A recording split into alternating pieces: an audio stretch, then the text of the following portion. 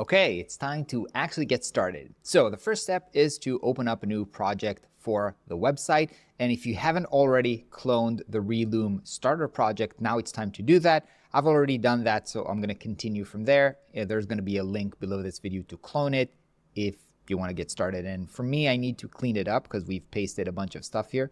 So I'm going to go inside the main wrapper and delete the stuff that I brought in, but I want to make sure that I still have this structure, the page wrapper, the global styles, and the main wrapper where we're going to paste everything. So now I have my starter project in place, and the first step that I'm going to do is going to set up the custom CMS structure and content. And my logic for doing this is because we're going to be designing using this content, and so you want to have it already inside the Webflow project when you're starting to work. Now, not in every case your clients will have all of your content for the website ready by the time that you're starting to build. It's ideal if you do, but if you don't, you're maybe going to start with some kind of like a mock content. But in this case, we do have the content, and I'll show you how to do this. So let's get started by looking at the website that we're going to be building here in Figma and start to analyze what structure do we actually need for the CMS. So again, the CMS is going to be used for dynamic content, which means content that is going to change or the client might want to remove or add new stuff. So let's see here. The homepage pretty much looks like a normal homepage. It has, don't see any dynamic content. Possibly you can say that maybe testimonials are dynamic content, but sliders, it's not ideal to start using CMS content in the sliders at this step, so I'm not going to do that. However, in the classes here, that's definitely dynamic. They're going to have new classes or less classes or change the input or the content of classes. So this is definitely, all the classes are definitely going to come from the CMS. And also the instructors is something that is probably going to be coming from the CMS. So these are two separate kind of like data sets, and in Webflow we call them collections, right? Remember in the previous module we had a collection for projects. Here we're going to have two separate collections. We're going to need one to define the classes, and then we're going to have one to define the instructors. Let's see what else we have here. So this is the class detail. So all of this stuff is going to come from the CMS, and this is the instructors page. Again, all the content here is going to come from the instructors collection. After that, we have the handbook, which is e-commerce. It's something else. So I'm not going to deal with that right now. It's not part of the CMS. So let me go here, and the way that I like to do this is to sketch out the structure in a Google Doc. For me, that's the easy way. Maybe you want to do this on paper or differently. So I'm going to start off by defining the two different collections. So for me, that's going to be instructors, and then it's going to be classes. Okay, so these are, I'm going to make these kind of like headings. These are the names of the collections. Now let's see what kind of data types we need inside of them. Because you remember when we had the project, we have these custom fields of the data that each one of these collections has. So let's see what the instructors have. I'm going to look inside of the instructor, and I'm going to see, first of all, they have a photo, right? So that's obviously number one. Not number one, actually, they have a name, okay? So they have a name. However, I see something interesting, which is here we have a full name, for example, Sarah Johnson. But if we're looking here, in the classes, I'm actually seeing that this one is with Rona and not her full name. So that basically tells me that there's actually two separate fields. There's first name. Here we only have the first name. And then here she has a full name. So we can either have like first name and then full name, or first name, last name, and then combine them. So name, each collection has by default name. So name, and I'm going to mark here, what is this? So this is just a text, right? So name, we're going to use this as a first name, and then we're going to add another field that we're going to call last name. Okay, so this is also going to be text. Then we said obviously there's an image, so let's call this profile image, and this is going to be an image, obviously. What else do we have here? Yoga instructor. So this is kind of a label of what they're doing. So let's call this role, and let's say this is going to be text as well. What else do we have here? So this is Sarah Johnson is a certified yoga instructor. So this is kind of like a description, right? So for this description, we can say description, and then this is going to be text as well. Although I'm looking at this class details and I see that maybe the instructor is going to have, I'm not sure if this is, possibly this is kind of like the description that also include bullet points, which would mean this is a rich text. But I think that in this case, this is probably the description and this is just static text that is always there. So I'm going to keep it as a normal text. And then we have 3 links here, link for Instagram, Twitter, and then TikTok.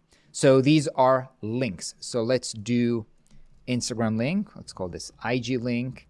And this is going to be a link, not a normal text because it needs to link somewhere. I'm going to have a Twitter link, or maybe we should call it X at this point, who knows. And then TikTok, that's also link.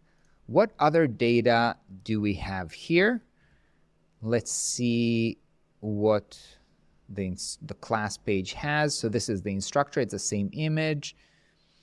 I think this is it. We also have the instructors here, but with the same data. So name, full name, and then a role, and then description, and then 3 links. So I think that this is basically the structure for the instructor's collection. Okay, let's check out the classes. So what do we have in the classes? First of all, we have a name for the class, and that's obvious, right? So let's do name. And that's going to be text. And then what else we have? We have beginner, intermediate, beginner and intermediate. So this is kind of like a, I guess, type, not type, but really kind of like level. Maybe we can call this level. And here we can actually make a drop down because I think it's only between probably 2, 3, maybe beginner, intermediate, advanced or something like this. So this can be a drop down. Drop down. And then what else do we have here? When we're hovering on top of it, it says with Rona. So the class already has the property of who is the instructor. Instructor. And in this case, we want them to be able, the client who is going to add a new class, to be able to pick an instructor from this other database, from the collection of the instructor. So this is what we call reference, because they will be referring an item from a separate collection. So this is the instructor that we have here. We also have a date with, Tuesday and 10 a.m. So this is when we can call this, and this is a date format. What else do we have here? Okay, let's go into the class detail, and then we have the yoga. We also have a description here. So we're going to need a description, which is text. And then we have this Vinya, beginner-friendly, mindfulness. So these are kind of like tags, okay? So let's do tags. And these are probably also going to be from a list. So let's call this, list is actually called select, by the way, and not drop down like I did. The correct name is select. What else? Where. So where is this? And I know that from looking here, they actually have only 3 studios, Sydney, New York, and London. So let's also make this a select, right? Where is this class? So this class, let's call this location, and this is also going to be a select. And date we already defined, instructor we defined, time, it's actually going to come from the same field. And then we have here like a longer, so if this is like an intro description, so let's call this intro description. This is going to be a longer full description, and you can see this is multiple paragraphs, so we're going to set this as a rich text. So let's call this full description. And I'm going to set this up as a rich text. Okay, what else do we have? The instructor already defined, book your class. Okay, so I think we've basically set up the correct structure. Now, I should tell you the truth. A lot of times we do this initial kind of like analysis, and then when we're starting to work with it, we understand that we forgot a field or we maybe defined one of them incorrectly. So we can always come back and fix later on. But I think right now we have the basic structure for these collections. So let's go ahead into Webflow and let's go into the collections and let's build the 2 new collections. So the first one we're going to call instructors. Of course, I'm not going to be able to write this without typos. Collection URL instructors, that's okay. Already has a name, already has a slag. So what else do we need, right? We can mark this kind of like, okay, this is done. Last name. So let's go ahead here into Webflow, add a field, plain text. Let's call this last name. It's a single line. We don't have to add any more of these. All of these are actually required, right? Because we can't properly display without them. So we can set them as required. Save field. What is the next one? Next one is profile image. Let's go and add an image. Let's call this profile image and hit save. Again, you can set up all kinds of maximum width or maximum size. If you want to help your clients make sure that they're not uploading something completely like either too big or in a different perspective than what you need. For example, if you need tall images, you don't want them to upload wide images. But you can set up all of these things here. I'm not going to do any of these. I'm just going to set this as required. Save field. What's next? Profile image we've done. Role text. And then description text. Let's do them together. Text. I'm going to role. Single line. That's okay. Required. And then description. Was it the next one? Description text. All right. So let's do plain text. Description. Maybe description though is multi-line. I don't know if it's going to have more lines here. Let's do this. Required. Save field. And you can start seeing here on the right the form for entering this information starting to be built. Description we did. Now we have 3 links, IG, Twitter, TikTok links. So let's go ahead and do that. Add a new field. We have a link field here. Let's do this IG link. Set this as required. By the way, we have this helper text here, and we can add information here if our clients are not sure what they need to put here. We can put some helper text like put the link to Instagram here. Now this is really, in this case, it's very silly and probably shouldn't use this, but you can see here on the right that it adds this additional line of text here for more context. This is helpful for your clients. If they're not sure what they need to upload, I'm going to save this field, and we're going to add another link for Twitter link, required. Actually, you know what? The links are not required because maybe they don't have a Twitter account. And so we're going to make it that if they don't have one, it's not going to appear, but we don't want to make them required. So let's save this. Actually, let's change the IG link to non-required. So I'm going to toggle this off. Those are not required. And lastly, TikTok link, and then this field is required, and fantastic. So I have this structured, and I can go ahead and create the collection. Now, if my clients or I don't have the information right now, you're about to close this collection and with unsaved, yeah, I want to save this. Fantastic. This is saved. Now, if I wouldn't have data, I can create mock data here by just add 5 items with all of this information here. It's, again, helpful if you don't have content to work with, although it's probably not going to bring in the right information or something like this. But I'm not going to do this because I actually have the content and we'll add the content manually in a second. So I'm not going to use this, but if you don't have the content, it might be useful. So I'm not going to add a new instructor right now. I'm going to create the second collection from here, which is going to be, again, save changes. And this one is going to be the classes. So classes, URL for the collection is good. And let's see what we have here. So here we have name level. So for level, let's go ahead and create option, right? So I initially called this dropdown and then select, and now they're actually calling it option. So let's call this level. And here I can add the options. So I'm going to add an option for beginner without typos. And then I'm going to hit enter, return, and another one, intermediate. And then add an option, advanced, and then add an option. Okay, so that's it. Now they'll be able to click here and choose from one of these three, and this is going to be required. I'm going to save this. What else we have here? Instructor reference. Okay, so let's add a new field, and in this case, we're going to do a reference. So note that we have a reference and we have multi-reference. Now in this case, we only need to select, there's only one instructor per class, so we're going to pick a reference. But in some cases, you might want to say, no, there are actually multiple instructor per class, so we need multi-reference because we're going to pick a few items from this reference collection. But in this case, that's not what we need. We need a reference. So let me go ahead and pick that. I'm going to call this instructor. And now I have to pick which collection is it coming from. So it's coming from the instructor collection, which is basically what we have. I'm going to set this as required. I'm going to save this field. Let's see what else do we have here. We have a date, when.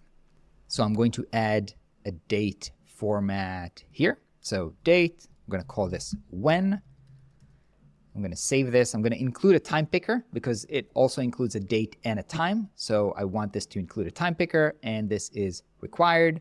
So I'm going to save this. What else do we have here? Intro description. This is text. So text, intro description. Save that. This field is required. I'm going to save it.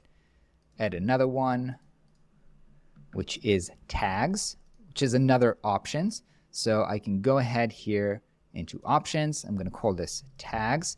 Now I need to know what all the tags are in this case. I do already have Google Doc for you with all of the content, which we'll use in a second to basically upload all of the content. So let me see what are some of the tags that we have here. Tags, so for example, dynamic yoga is a tag that we will be using. So I'm going to add it here as an option. What else do we have? Yoga for energy. So I'm going to add that as an option. What else do we have here in the tags? Tags alignment based yoga. I'm going to add that as a tag option. And basically you want to add all of them. I'm not going to bore you with copying and pasting right now, so let's save it as it is. Let's see what else we have. Location, which is another select. So let's add a new field, another option. Let's call this location. In this case, I know that we have New York, we have London, and that actually let me write New York because that's also how it's going to appear when we show this location. And Sydney, I guess, Sydney. Hope that's how you write Sydney. This is required. I'm going to save this. I'm noting now that I didn't pick tags is required. Actually, maybe tags is not required, so let's leave it as optional. Location is required, and full description, which is rich text. So rich text, full description. And what else do we need here? I don't know. Just this is required, save. Okay, so now I have the structure for this collection as well. Create collection. Okay, so now that we have the structure of the CMS ready, the next step is, if you have the content and we have the content, go ahead and actually input all of the classes and all of the instructors, which is, to be honest, not the fun part in building the project because it's mainly copy and paste, but we do have to do it. So as I've mentioned, we have this Google Doc here that's you can open up below with the content for all of the instructors and all of the classes. And we also have the folder with all of the assets for you below this class, so you can go ahead to upload all of the images that are necessary for the instructors and for the classes. So let me do one to show you, and then I'm just going to skip ahead. And if you want to go and do it yourself, you can go ahead and do it yourself. If on the next one, if you want to clone our project that already has the content within it, you can go ahead and do it so you don't have to do everything on your own. So let's see how we're doing the first one, although there's not too much to see here. Let's go into instructor, go back again here into our CMS instructor, add a new instructor. Who is the first instructor that we have here? Danny. So let's copy Danny, put it in the name. Last name is Underwood. Profile image, I have it in my folder here. So let me open up here Danny. Let's bring this up. Let's upload Danny's photo. Role, yoga instructor. Let's copy that here. Description. Danny is an experienced yoga teacher. That's great. And then we have the links. We have Instagram. Paste that. We have, by the way, I see by this note that I've by accident did the TikTok link mandatory, which is not. So I'm going to go ahead and remove that. As I've said, you're going to have kind of like mishaps like this when you're structuring your CMS the first time, and you'll need to fix it. Let's fix this in a second. So first of all of the text right here is okay, and I can go ahead and create it. And it's ready. It's already in here. I'm actually going to go here into the settings, back into the settings, pick the TikTok link and remove the required, field is required. I'm going to save this and save collections for the future one, because not all of them has the TikTok stuff. Okay, the TikTok link. All right, so with that, you can feel free to either go ahead and input the text yourself or go ahead and clone, continue with us on the next project where the CMS data is already inside, and I'll see you there.